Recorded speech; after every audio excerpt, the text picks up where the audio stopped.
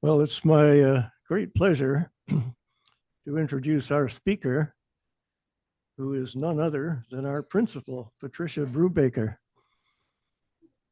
I have known her for approximately 40 years and counting, so I think that I can now take the liberty of calling her Pat. If you have read the bio sketch sent out for this presentation, you will know that Pat is now Professor Emerita in Physiology and Medicine, and that she has excelled in her research on the manifold physiological actions of intestinal hormones and the relationship to diabetes and to other clinical problems, including obesity. International recognition has come her way, and major awards have accumulated. Notably, she is a Fellow of the Royal Society of Canada and also of the Canadian Academy of Health Sciences, which spotlights major contributions to medicine. I can attest that she is also an accomplished teacher at both undergraduate and graduate levels, and has supervised many students who've shone in competitions and sought fulfilling destinations. Pat has another noteworthy distinction, that of being a scientific granddaughter of Charles Best, one of the co-discoverers of insulin back in the 1920s, and who subsequently became the chair of the Department of Physiology. In an era of much discrimination against women and Jews, Charles Best rose above prevailing prejudices and incorporated members of both disadvantaged groups into his department. One of his Jewish recruits, who became his last research fellow, was Mladen Vranic, a founding member of Senior College, now no longer with us.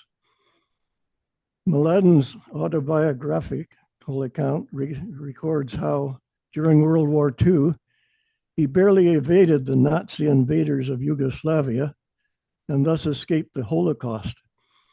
After the war, he gravitated to Canada to work with Charles Best in the physiology department. There, he flourished and developed a highly successful research program focused on diabetes. He wisely recruited Pat as a postdoctoral fellow in the early 1980s. Pat had been attracted to the field of research in part because she herself became a victim of type 1 diabetes during her graduate studies. The opportunity to work towards the eventual elimination of this condition made doing research in Mladen's lab a perfect fit. She remained in the physiology department and developed her independent research program, a perfect successor to Charles Best and Mladen Vranic. Pat is used to overcoming obstacles with tenacious discipline, and in her spare time with her husband, Steve, she has gone on quite a number of long-distance hiking trips throughout the world, ranging from hiking up Mount Kilimanjaro in Africa, surveying much of the Great Wall of China, to hiking in several Andean countries of South America. Today, she faces yet another challenge, enlightening Senior College on the emergence of something called O-zempic. Please join me in welcoming our dauntless principal, Pat.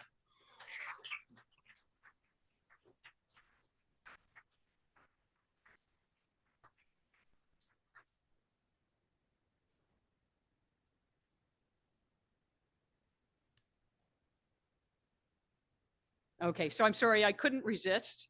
And can we get this down a little bit further? Okay, so can everyone hear me now? Okay, great. Thank you. So thank you so much for that lovely introduction, Harold, and thank you all for coming out today on a still somewhat snowy day out there. So I am today going to speak about basic science. And so I apologize in advance to those of you who are graph phobic, but I will try to explain them as best I can, and I hope you bear with me in that. I'd like to Ozempic is obviously a word that all of us have heard about over the past several years. It has just exploded in the popular media as well as in the medical disciplines. And so far, everything we really have heard about it, a large part of what we've heard about it has been positive. So what I'd like to do today is talk a little bit about where those studies originated. And I'll end up talking very briefly about some of the downsides potentially of Ozempic and where we're going next in the field. I will say right out front that I am not a physician, so I cannot advise you on whether you should or should not take Ozempic unless you are a rat. Okay. In which case, you know, we can talk. Okay, so I have no financial disclosures, but as everyone I think in this room knows, none of the work that I talk about could be done without the, you know, hordes of enthusiastic undergraduate students, graduate students, and postdoctoral fellows. And so I would really just like to acknowledge right up front the thousands of people who've contributed to some of the studies that I'll show you today and beyond, of course. So first, let's talk about me. So just so a little bit so you know where I come from. My father ended up as a major in the Army, Canadian Army. He flew helicopters. My mother started out as a housewife with 3 young children, but became a teacher and then a librarian as well. What neither of them did in any way was science ever. And so I will tell you that they really didn't know quite what to do with me, their eldest, when I developed a passion with science. So they just let me run with it, which was the best possible thing for me. I was a cute little kid. I mean, you have to admit, you know, that shock of red hair. And for the outdoor adventurists in this room, including Harold, for example, and I know Jim, my parents did introduce me to the great outdoors, and something that I have taken with me going forward in life with my husband, Steve. But, and I'm not going to tell you how old I was, but in the late 1960s, something really profound happened to me. And I went from being sort of just an ordinary, aimless little child having fun to someone who was really keenly interested in science. And so what happened was Star Trek. And this was, of course, during the time of the space race in the States. And I realized that science was a thing, and it was possible. And there were places that people could travel to, at least physically, based on what I saw in Star Trek, which of course I believed in totally at that age. But a year later, something happened that had me merge my interest in science with my interest in medical science. And that was the initiation of the I Am Joe's Body Part series by Reader's Digest. And occasionally there was a Jane. In those days, it was mostly a Joe. But I really became very interested at that point in time in my life in medical sciences as a possible route for me with my interests. And then I started CEGEP, and in CEGEP, I had the most amazing mentor that you could ever imagine. And that was Joe Schwartz. He was, we were in his first class at CEGEP. It was LaFontaine campus at Dawson in Montreal. We didn't even have chairs or desks. We sat on the floor. It was very hippy dippy kind of in those days. And what he taught me was a passion, instilled in me was a passion for organic chemistry. And to this day, I still interact with Joe, and he is still very active at McGill in the Office for Science and Society. And I owe a lot to him for really allowing me to start to explore my real passion for medical sciences. I, of course, have had a number of very influential people in my life. Quite notably, I mentioned to my students when I show this slide that they were all men. It doesn't matter who they are. What matters is what they contribute to your life. And so it started out when I was in biochemistry. I did my bachelor and my PhD in biochemistry at McGill. And going from organic chemistry in CEGEP to medical biochemistry, so to speak, at university. And Sam Solomon was my supervisor. Some of you might remember his name. Hugh Bennett, my postdoctoral fellow, was my really true supervisor, and I owe him a lot. As Harold mentioned, I then came to Toronto with my newly minted PhD and undertook studies in the supervision of Mladen Vranic, who taught me not only a lot about science, but how to travel as a scientist and all the art museums that you had to go to if you visited a place for a conference, for example. So he had a love for merging the arts with his scientific life. And then shortly after I arrived in Toronto, Harold Atwood, this handsome fellow you can see here, was the chair of the department, and he opened up a tenure string position that I was allowed to apply for. And fortunately, I received that position and stayed there ever since. So a couple of years after I joined the faculty in physiology at U of T, that was 1985, Dan Drucker moved to the University of Toronto, and there a true partnership developed. He was a molecular biologist. I was a biochemist slash physiologist. And so we complemented each other in every way. And I like to say he became my science BFF, if you will. And we continue to be excellent friends and collaborators to this day. So I owe Dan a lot. Now, Dan spoke here last year, you may recall, and he spoke a lot about the more clinical aspects of these new drugs, which I'll loosely refer to as O-zempic. I'm going to speak about the science that was done underlying the discoveries of O-zempic. Pardon me. That's my insulin pump screaming at me, as it's wont. Okay, so let's get started with just some basic physiology so we're all on the same page. So as we're sitting down, having eaten our wonderful meal in the faculty club of carbohydrate and fat and protein, the basic process or processing of these nutrients is that they go into our gut where they are converted to simple nutrients. Some of those nutrients stimulate insulin secretion by the beta cell. And insulin is the master hormone that then drives the deposition of those nutrients as they go through our circulation into a variety of tissues.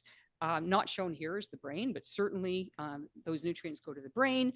The kidneys use a lot of the nutrients, muscles use a lot of those nutrients for energy, and the excess, as sadly we all know, is deposited as fat in our adipose tissue. Okay, so this is what happens in a system that is working well. Okay, well, what happens when it goes wrong? So just some fundamental definitions. So let's start with type 2 diabetes, which is one of the main things that can happen when this system goes wrong. And in fact, about 1 in 10, maybe 1 in 8 people worldwide now has type 2 diabetes. So this is considered to be of epidemic proportions today. So in type 2 diabetes, as its name implies, there are 2 defects. Okay, so one of these is insulin resistance. So the insulin that's put out by your beta cells doesn't work as well as it should. So the nutrients don't get deposited appropriately in your tissues. Now, in an individual who has good beta cells that can make more insulin, you can overcome that insulin resistance by putting out more insulin.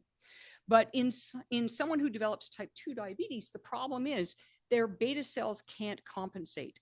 And so although they have insulin, it is insufficient to overcome the resistance. So what happens, of course, then is that you, in type 2 diabetes, you have high levels of nutrients in your blood because you cannot get it into your tissues as well as you should.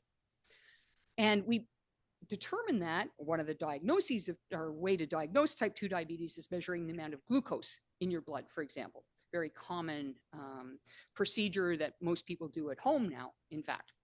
The problem is high levels of glucose can eventually lead to severe complications. Your body does not like to have all that glucose floating around in the wrong place, which is in your blood. And so there are a lot of complications, including cardiovascular disease, kidney disease, because of the impaired vasculature, gangrene, amputations. Okay, so type 2 diabetes can have very serious complications because of those high levels of glucose in your blood. Okay, and this is relevant, of course, to the story of Ozempic. Now, the other thing that can go wrong that happens even more than type 2 diabetes is overweight or obesity. And it's right now in Canada, about 60% of the population is overweight or obese. Okay, so again, epidemic proportions. And I've just given the criteria here for determining whether or not you are underweight, a healthy weight, overweight, or obese, and it's based on your body mass index. So you take your weight in kilograms and divide it by your height twice. Okay, and so if you're between 19 and 25, you're considered to be in the healthy range. Over that, then is overweight or obese.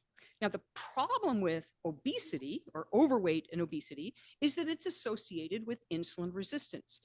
All that fat tissue doesn't respond to insulin very well.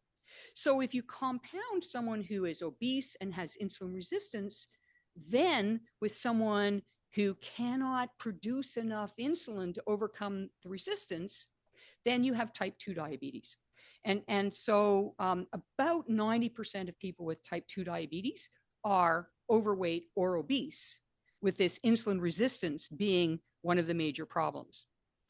And then, of course, associated with overweight or obesity are all the sort of complications of that disease on its own, which includes cardiovascular disease, myocardial infarction, stroke, kidney disease, etc.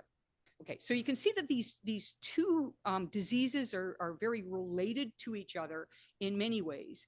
And both of these then relate to what is really the magic, if you will, of Ozempic. Okay, so Ozempic, it's really just sprung into popular culture in the last several years. And I had to really be careful about picking some of the people that I chose to show here. Elon Musk, I'm sorry, I chose not to put his picture up, but he's been a big proponent of Ozempic. Oprah, for example, as well. There are many, many people who have the ears of millions, if not billions of people who have led to the popularization of Ozempic. Okay, so what is Ozempic?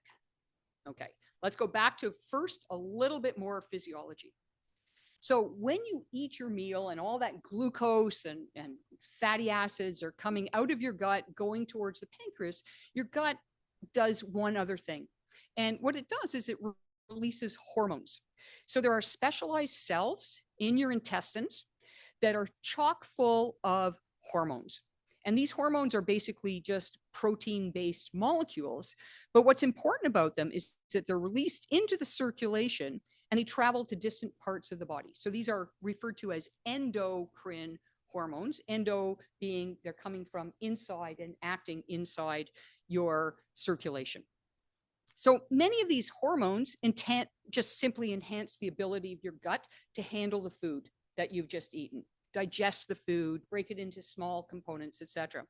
But some of these hormones have effects that are relevant to the diseases I've just been talking about. That is, they can stimulate insulin secretion. So when you eat a meal, you get more insulin. That's useful. And they can also reduce food intake. So they serve as sort of a feedback system that says, I've got more than enough food in my gut. Let's please stop eating. And one of the hormones that is produced is referred to as GLP-1, glucagon-like peptide 1. I'll talk about that next. There is a second hormone, GIP. It's got a very long, complicated name, glucose-dependent insulinotropic polypeptide. There'll be a test on this. And it also stimulates insulin secretion. And I'll bring that back towards the end of my talk. So what is GLP-1? So the first thing is that GLP-1 is glucagon-like peptide 1. Much easier to refer to it as GLP-1. Okay. So GLP-1 is a hormone made by your gut that stimulates insulin and reduces food intake. So what is Ozempic? Ozempic is a GLP-1 mimetic. Okay, and I'll talk about how it was developed. But if you look at this, sorry, my pump is really giving me a hard time today. If you look at the molecular structure of GLP-1, the green is the GLP-1. Here, you can see that the structure of Ozempic here is very similar to that of GLP-1. So it looks a little bit structurally like GLP-1. And what's important about it is that it acts in exactly the same way as GLP-1. So to exert its biologic actions on insulin, on food intake, GLP-1 has to bind a protein in the cells. Sorry, this is a Mac thing, in the cells that then transduces its biologic actions, protein being called a receptor. And because Ozempic structurally resembles GLP-1, it can bind the GLP-1 receptor wherever it's expressed in the body and exert the same effects as GLP-1. Okay, now for the sake of this talk, I'm going to tell you that Ozempic is actually a drug called semaglutide. That's the name that was given to the drug. And Ozempic and Wegovy are exactly the same drug. They are both semaglutide. And I'll sort of come back to this towards the end. So if I'm talking about semaglutide or I'm refer to Ozempic, I'm referring to semaglutide, which is Ozempic or Wegovy. Okay, so where did this start? Okay, so it really began in 1987 when the same Dan Drucker was doing his postdoctoral fellowship in Boston, and the gene that makes GLP-1 had been cloned, but no one really knew what it did at that point in time. And because it was called glucagon-like, because it had a sequence similarity to the hormone glucagon, people thought, well, maybe it might affect insulin because glucagon was known to affect insulin. It was just a total pie in the sky. Let's see if it does something. And so Dan did a really simple experiment. So he started off with rat cells, and these are a tumor cell line that secretes insulin. And he did a very simple experiment. He said, if we put nothing on the cells, which is shown in blue, how much insulin do they make in 1 hour or in 24 hours? Okay, and you can see in 1 hour, they made a little bit of insulin, and in 24 hours, they made a lot more insulin. Sort of made sense. But what was fascinating to him in this experiment was when he added GLP-1 to these cells, they made a lot more insulin. Okay, so a really simple basic science experiment. But where I think what really projected Dan into this amazing career on GLP-1 was that he wasn't just a basic scientist, he was also a clinician. And he was able to look at this, and he said in the paper, the possible role of this hormone in the impaired insulin secretion in patients with type 2 diabetes merits further investigation. So he said, maybe we can use this to treat people who do not produce quite enough insulin, and resulting in type 2 diabetes. Okay, and I think that was the key thing that came out of this paper that spurred studies then all around the world on this new hormone, GLP-1. So almost immediately, Steve Bloom in the UK said, well, what happens when we infuse it into people? Because, you know, it's not going to do any good if it only works in a rat immortalized cell line.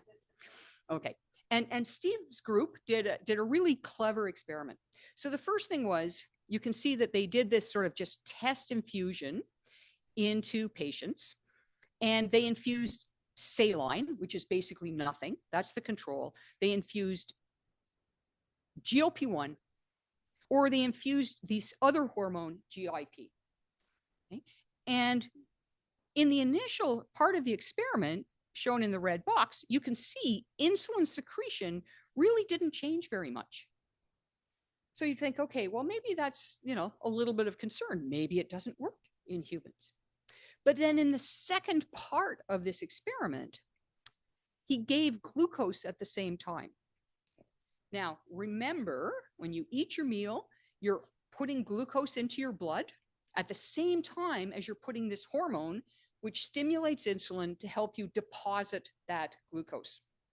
And as soon as they started infusing glucose and raised blood glucose levels to a level that was more like you'd see after a meal, all of a sudden, as compared to doing nothing, right, where you get a small insulin response, they got a bigger insulin response with GIP, this other gut hormone, and an even larger response with GLP-1.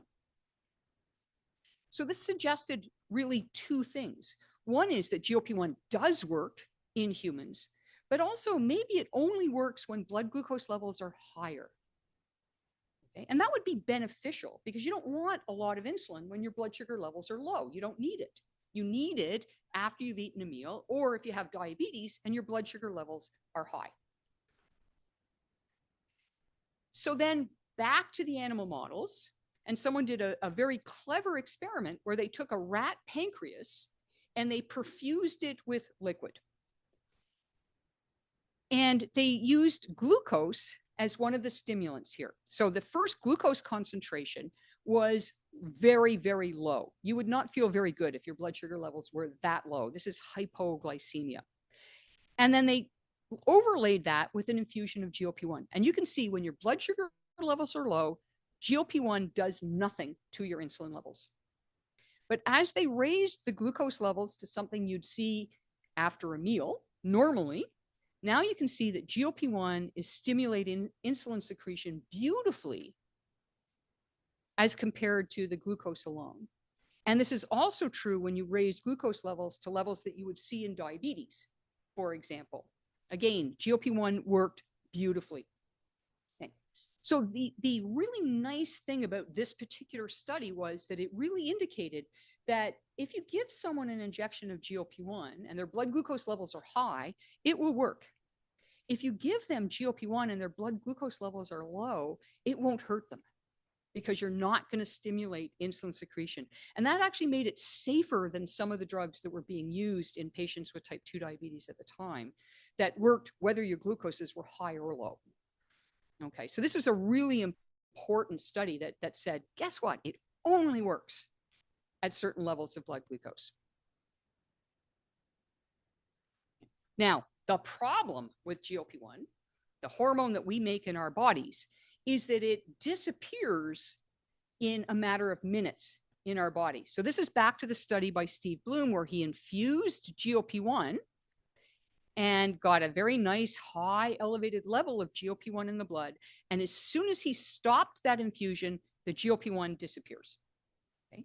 So the half-life, the 50% disappearance of GLP-1 occurs in 1 to 2 minutes in humans. So this does not make it practical for administration to humans unless you're going to put them on a continuous infusion pump. Okay, and in 1987, continuous infusion pumps were not practical. They were not really much of a reality. So something had to be done to make this work longer in humans. So that then comes to a discovery that was completely unrelated by John Eng in New York, who was doing studies that were totally unrelated to GLP-1. And John Eng was studying the venom of something which is called the Gila monster, Heloderma suspectum. And my video isn't working quite right on this computer, so I'll show this to you at the end. But the Gila monster lives in the sort of dry, mountainous, arid regions of Arizona and has a very toxic venom. And John Eng said, I wonder what's in that venom. Let's look and see if there's anything in there that might be useful. And lo and behold, he discovered this molecule, which he called exendin. So exendin actually stands for exocrine, meaning it comes from a gland, the salivary gland in this case, and endocrine, meaning it also had actions that worked through the blood. So it was called exendin, number 4, because he discovered a number of them. And if you look now at the molecular structure of GLP-1 as compared to exendin, like O-zempic, you can see that exendin 4 has a very similar structure to GLP-1. So John's group and a number of others decided to test that hypothesis. And it turns out that exendin 4, in fact, is a very nice GLP-1 mimetic. Okay, so this shows a study again done in isolated cells that produce insulin. And on one side, it shows the insulin response to GLP-1 based on increasing doses. And you can see as you increase the dose of GLP-1, you get more insulin produced.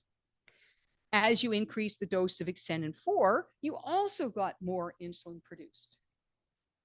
Now, that doesn't prove that it's acting through the GLP-1 receptor. It just proves that it stimulates insulin. And so what they did here to prove that it works through the GLP-1 receptor is they gave a molecule that blocks the GLP-1 receptor. And you can see when you block the GLP-1 receptor for GLP-1, you lose the effect of GLP-1 on insulin. And when you block the receptor for GLP-1, you also lose the effect of Exendin-4. So this told us that Exendin-4 really is acting like GLP-1 in our bodies. Okay, so what's the advantage? Why would we want to put something like this in our bodies? Well, the advantage of Exendin-4 over GLP-1 is it's only, not identical to GLP-1. It has some key differences. And one of the key differences in the molecular structure is this second amino acid, which is different in Exendin-4. Now, what happens in our body when we release GLP-1, you can't have all that GLP-1 floating around. It has to disappear. And so there's an enzyme called dipeptidyl peptidase 4, which cleaves GLP-1 right here. Okay. And that part of the molecule disappears. Well, DP4 doesn't work on Exendin because that amino acid is different. So as a result, Exendin-4 has a much longer half-life than GLP-1. And you can see here when you inject it, this is the high dose into humans, it now disappears over the course of hours instead of over a couple of minutes. Okay? And in fact, the half-life in humans was 2.5 hours.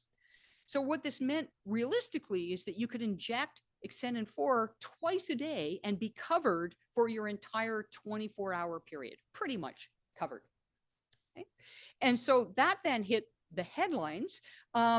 One of the pharmaceutical companies created a drug that blocks the actions of DP4, so it prolongs the existence of GLP-1 in our blood, but the GLP-1 itself is not as potent as some of these other drugs that have been developed. So some people may be on Januvia or sitagliptin, but it doesn't work quite as well as some of these newer drugs, and I'll show you that in a second.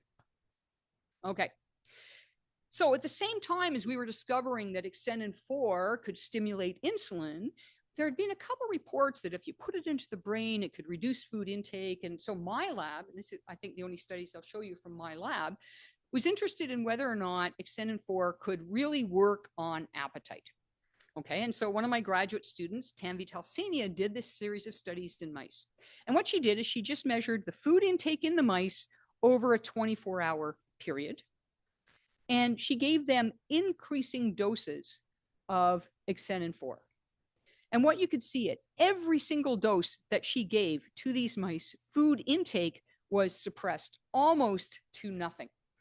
And this was true at 1 hour, 2 hours, 4 hours, 8 hours, and even 24 hours later at the highest doses, the mice were still eating less. So it had a profound effect to reduce food intake. Now, I will tell you as an aside, and this is relevant to the side effects, if you will, of some of these drugs, is that these mice that got the highest dose, they weren't eating because they were lying flat on the bottom of the cage. They were so sick from the Exendin-4. And mice don't vomit. A curiosity. If you take away one message today, know that mice don't vomit. But they do get viscerally ill. They do feel ill. So at the very high doses, although the mice didn't vomit, they didn't eat because they felt sick. Okay. And we see a little bit of that in humans. Okay. So we wanted to know how it was working. And so what we did is we picked a dose that was sort of just the lowest dose that we tested and said, well, how is this working in the mice? So the first thing we did is we looked at the ability of the stomach to empty of food. Because if your stomach is full, your appetite is going to be reduced by definition. But as compared to a mouse that was injected just with saline, the control mice, the Exendin-4 had a tiny effect to delay the emptying of the stomach, but it was really small, right? It was not a huge effect. And in fact, we don't think that these drugs predominantly work by slowing down your gastric emptying. Okay, it has an effect, but it's not the main effect. Where the main effect seems to be occurring is in your brain. Okay, and so we did another study. We measured food intake, and you can see these are the sort of control mice. So here's the food intake in the control mouse injected with saline, and here's the control mouse injected with Extendin 4. And you can see we reduced food intake by about 50% in these mice. So then what we did is we gave mice a chemical that blocks sensory nerves up to the brain. Okay, now it's called capsaicin. It's also the key component in your spicy foods. Okay, so think about burning out your sensory afferent neurons by when you eat those sensory foods. So we gave them a dose that really prevented those signals from going up to the brain. And what you can see is compared to the normal effect of Extendin 4, when we blocked that signal to the brain, the mice ate more. And we now know that these drugs do predominantly act in the brain. Okay, it's, you know, as I say, a little bit, some people have some nausea, some people have some vomiting, but the main effect is in your brain.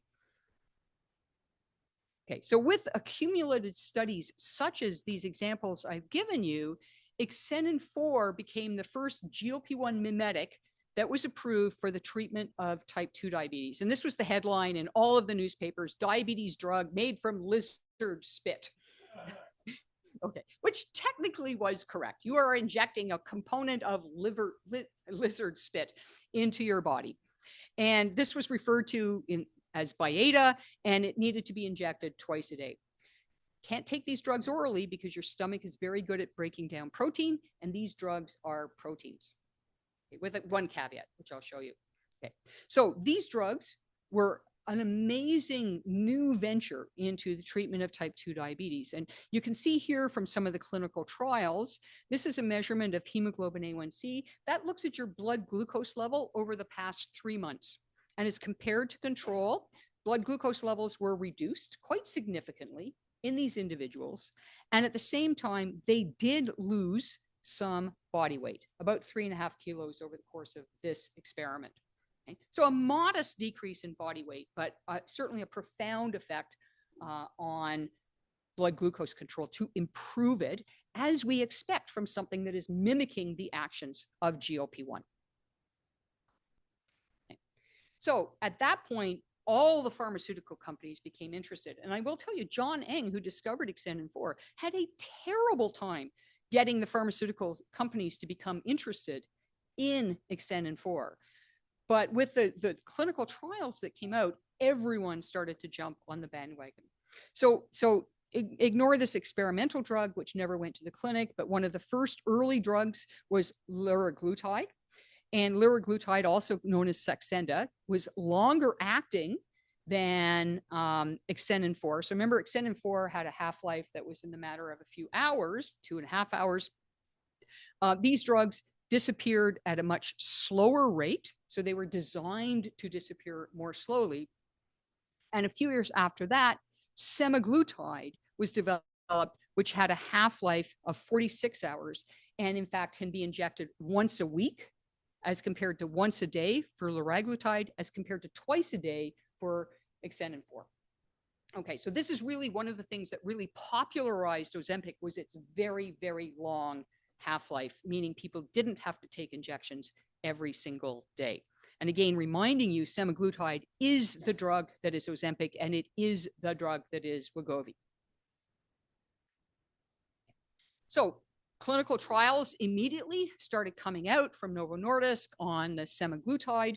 This just shows you one of many clinical trials when, as compared to individuals who are treated with placebo, in other words, nothing, over the course of 30 weeks, that's their change in blood glucose. Really nothing is happening there. And with semaglutide at either one of the doses, their blood sugar control was much improved in less, sort of about half a year. Okay. And at the same time, when you look at body weight, okay, you can see there's a little loss of body weight in the placebo group. That's the placebo effect. Okay. And at the two different doses of semaglutide, the low dose and the high dose, there was a bigger decrease in body weight, now in the range of about 4 kilos of the 92 kilos in the starting weight starting weight of the group. So these are doses, in fact, that are lower than what we use or used clinically now. So O-zempic is prescribed up to 2 milligrams. So greater effect on blood glucose, greater effect on body weight reduction. And Wegovy, the same drug, goes up to 3 milligrams. So an even higher dose. And so as a result, in 2017, O-zempic was approved for type 2 diabetes, and Wegovy at the higher dose was approved for the treatment of obesity more recently. The drugs are the same, so you can use them for both, but this is what the technical approvals, in fact, were for. Okay, so let's talk a little bit about other effects of these drugs. So the first thing you need to know is that the GLP-1 receptor, the receptor that allows GLP-1 to exert its effects, is widely expressed in the body. And so in addition to being in those cells, those beta cells that make insulin, it's found in a lot of different blood vessels in our body, in our lungs, in our kidneys. In fact, throughout the body, we have GLP-1 receptors that are then capable of responding to all of these drugs. It's in our brain, it's in our heart, it's in our stomach, those effects on gastric emptying. So it's a pretty widespread distribution of the receptors. And therefore, it makes sense that it has a widespread diversity of biologic actions, but also potentially side effects. So I'm going to talk about just two aspects of its more recently discovered, becoming approved functions. So one is on the heart.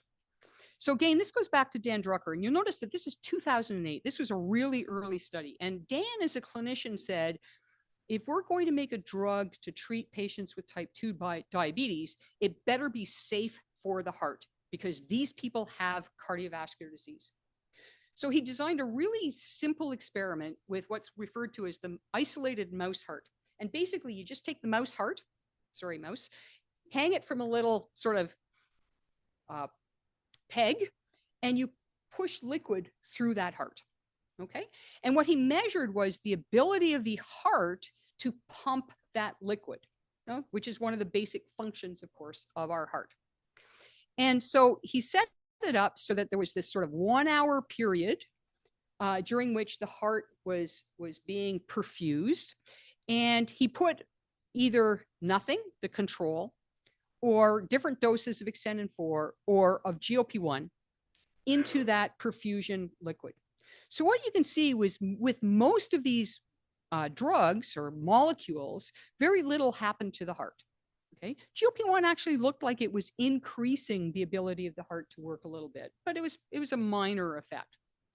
And then what he did is he cut the oxygen to the heart. So he took the oxygen out of that perfusion liquid. And you know, if your heart doesn't get enough oxygen, you have a heart attack, your heart stops pumping. So you can see that the pressure that the heart exerted plummeted to almost nothing when he took out the oxygen. Then look what happens as you put the oxygen back into the heart, starting here. The hearts that received GLP-1 or the highest dose of exendin 4 started to recover. So this was the first study ever to suggest that GLP-1 or exendin 4 might be, in fact, beneficial, not just not harming the heart, but might actually be beneficial for the heart. And so I'm only going to show you two clinical trials, but this is one of them, which demonstrated that, in fact, I called it O-zempic here, but it's really semaglutide. That semaglutide reduces cardiovascular disease, it reduces cardiovascular death, and it reduces all causes of death in patients, in humans who have a particular heart disease called heart failure, and in particular in those who have a heart failure associated with a reduced ability of the heart to pump liquid. Okay? So if you just look at the dark red and the dark blue lines, what you can see is they followed these individuals out for 48 months. And you can see that these are the individuals who got no treatment, no semaglutide, and this is their rate of major adverse cardiovascular events. So we're up in the sort of 20% of these individuals having some sort of major cardiovascular event. And that's people who were not treated. People who were treated with semaglutide had a reduced number or reduced percentage of people had events. And as I said, it wasn't just these sort of major adverse cardiovascular events. It was looking at heart failure as from all the different aspects of heart failure. You saw a reduction there. When you looked at the percentage of people who died because of a cardiovascular event, it was reduced by semaglutide. And fascinatingly, all causes of death were also reduced by semaglutide. So an absolutely beautiful example of in 2008, putting together what turned out to be the perfect study in a mouse heart that then proved to be exactly true in the human heart. Okay. And now Ozempic, or its related molecules, has been improved in the UK for the treatment of cardiovascular disease alone, independent of diabetes or obesity. Although many of those with cardiovascular disease will, by definition, have obesity and or type 2 diabetes. And I think that's coming here. We're not there yet, but it's probably coming. Okay, so that's the cardiovascular data. And then there's the kidney damage. So remember, there are blood vessels in your kidneys have the GLP-1 receptor. And so in this experiment, again, 2007, very, very early studies, someone said lots of people with diabetes have kidney disease. Let's see what these drugs can do in kidney disease. And they used exendin 4 here. And what you can see at the top in the different groups is the accumulation of collagen in the kidney, where the collagen crushes your kidney glomerulus so that it doesn't work anymore, leading to kidney failure. And so they had a control group, they had a control group alone, they had a control group with exendin 4. And what they measured was the protein that was leaking out of the kidney, which should not happen. And so you can see in the control group, there was very little protein leakage. In the group that they gave diabetes to, there's a huge amount of kidney damage, a huge amount of collagen accumulation. And these kidneys are leaking a lot of protein because they're so damaged. And if they gave those individuals exendin 4, it prevented this damage. So fast forward now to the FLOW trial in humans. And again, they found in humans the same is true, that giving semaglutide reduced the likelihood that your kidney disease would progress. It reduced the percentage of people who progressed to kidney disease. And this is a little more complicated, but this shows the reduction in kidney function over time in humans with kidney disease, and semaglutide slowed that down. Okay, so probably one of the next indications for which we'll see these drugs is kidney disease as well. So those give a couple of examples of some of the trials that really have gone from basic science then to actual clinical practice, which is pretty exciting. Okay, now there are adverse effects, unquestionably, okay, because the receptor is in so many places. And I've talked, for example, a little bit about people who have vomiting and nausea, vomiting from the stomach, perhaps nausea and vomiting from the brain. Not everyone can tolerate these drugs, okay? And there are some sort of suggested effects that I think of, some of which have been disproven. For example, there was a suggestion that it increased suicidal ideation. That's now pretty largely being debunked. Suggestions of thyroid cancer and pancreatic cancer in large debunked based on rodent studies that did not translate to humans, as far as we can tell. But in general, pretty well accepted. We've been using, in people with type 2 diabetes, we've been using Ozempic or related drugs since, for I don't know how many, like 25 years, 20 years, no, sorry, my math is off here, about 15 years, let's say. And we're really not seeing huge numbers of adverse effects. The drugs are expensive, and the newer drugs are at much higher doses, and they're new drugs. They haven't all been tested by time. So it's not to say these drugs will be proven to be safe in 10 years. Okay. So far, so good, but there is that possibility. And there haven't been very many studies in teens or pregnant people to actually prove their safety, although there are studies that are ongoing, and use certainly is ongoing. Okay, last couple slides. So it is also the interest in Ozempic, the cost of it. It has spawned all sorts of fakes and problems with this. Faux-zempic, for example, people buy Ozempic off the internet, and they discover that in fact it isn't Ozempic at all. Some of them are injecting insulin, for example, and ending up in the hospital with hypoglycemia because it isn't Ozempic. It isn't safe. Some of them are not tested for bacterial content, for example. They're not pharmaceutical grade. So big dangers buying this off the internet instead of from a pharmacist. O-zempic for weight loss. This was a TikTok thing a while ago. I think we all can pretty much figure out that eating oatmeal will not help you lose weight. Okay. And so O-zempic and other related sort of types of fads, I think have been spawned. And interestingly enough, a huge sort of nutraceutical, whatever industry that's come out saying that, well, because you're eating less when you take these drugs, you must be deficient in nutrients. And therefore you have to take all these vitamins and minerals because you're going to die if you keep taking these drugs. And of course, this is all nonsense if you just eat a balanced diet in smaller quantities. Okay, so we now have Ozempic, Wegovy, which are both semaglutide, and Rybelsus, which is an oral form. And you can take it by a pill, but you have to take about 50 times more, whatever, to get it through your gut. So it does exist, but it's not really quite as effective.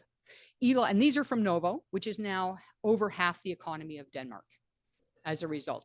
1 in 8 Americans has admitted to trying Ozempic. Mounjaro and Zepbound are from Eli Lilly, and these are a new molecule called tirzepatide, and that's GLP-1 with that other molecule I told you about, GIP. And they merged them into a single molecule called a dual molecule.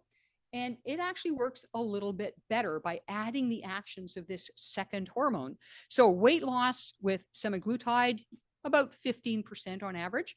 Weight loss with tirzepatide, about 20% on average. And there are other drugs in clinical trials which are coming. So retatrutide takes the GLP-1 plus the GIP and adds glucagon, which increases your energy expenditure. And retatrutide, this triple agonist, gives you about 25% weight loss. So there are better drugs coming down the pipeline. Small molecule mimetics, everyone would love to take a pill instead of taking an injection. Things that stimulate your own GLP-1 to raise your own levels endogenously. So whatever the imagination can come up with, really. And so I think the next 5 to 10 years are going to be very, very exciting in this field. So to close, really, truly, this has been an amazing ride from 1982 when I started studying with Glenn Vranich, and there was this totally unknown hormone that we had no idea what it did. Studies through cells, through rodents, through this mysterious little Gila lizard, into humans, and eventually the creation of a whole new category of drugs used for treatment of type 2 diabetes, obesity, and coming down the road to a clinic near you, cardiovascular disease, probably kidney disease, liver disease, sleep apnea because of the weight loss effects, right now, and potentially also neuropsychiatric diseases, Parkinson's, Alzheimer's, addictions. All of these things are going into clinical trials for these drugs. So next 10 years are going to be pretty exciting. Hold on to your seats because I think we're in for a good ride. Okay, thank you.